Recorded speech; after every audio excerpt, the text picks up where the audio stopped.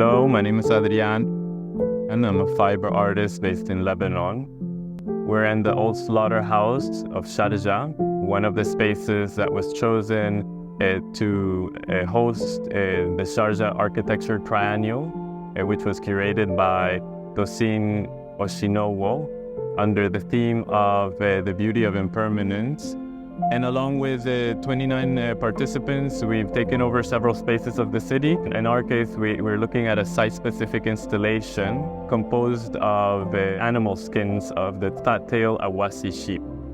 It was interesting to be offered the space of the slaughterhouse, particularly since my work is so heavily associated to this specific animal. Normally, I work with the wool of the fat-tailed Awassi sheep. Over my time in Lebanon, as a fiber artist, of course, I was always looking for where I could find raw fiber. Soon enough, I came across the fat-tailed Awassi sheep. The fat-tailed Awassi sheep is the most prevalent non-European sheep in the world. And I started to connect with the shepherding communities and the few remaining craft people that worked with the material, with wool specifically. So I thought there was a great opportunity to relate to the material, but also to relate to the deep history that was associated to the material. Normally, a lot of the non-edible pieces of the animal were also used within artifact. There was a whole culture of craft that was developed around using the biomass of the animal to create the cultural objects. One of them, for example, is parchment paper, which is essentially just the skin of the animal after the hair has been removed. In many ways, the work that we're seeing here behind me is trying to reconnect the viewer to that level of intimacy to other than human entities. I was inspired actually by this bas-relief that is housed in the British Museum of an Assyrian warrior that's crossing a river with an animal float. I thought it was so interesting, like this idea of removing all of the insides of the animal and then inflating it.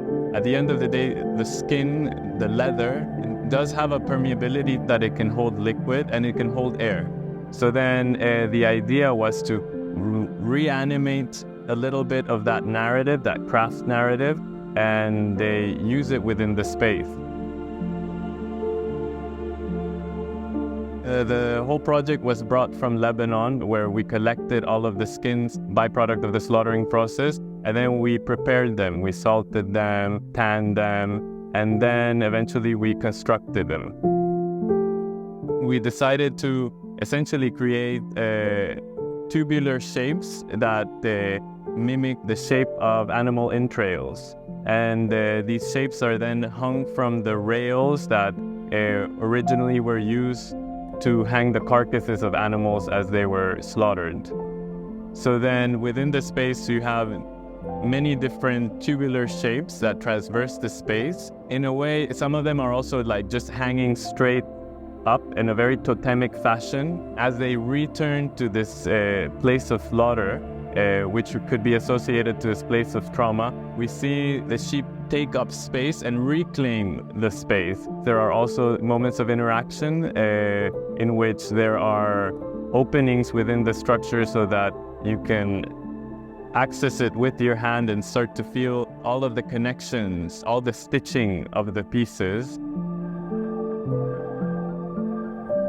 I found it really interesting to inflate the forms just because I wanted to relate it to a completely other species in the wild, which is the blowfish. The blowfish, when it feels threatened or when it feels that there's a predator near, it just inflates itself. And it inflates itself in order to seem bigger and more threatening, but also it inflates itself so that it doesn't fit within the mouth of its predator, which I found quite poignant, and I wanted to kind of overlay that narrative of the blowfish on top of the sheep as they reclaim the space of slaughter and take shape and become threatening. So ending the life of an animal carries diverse connotations in the executioner's consciousness. It can be completed, of course, for the sake of a hungry community, the divine, or the market. It thus becomes clear that Animals are not just passive entities in our world, but active participants, shaping and being shaped by the shared space that we inhabit.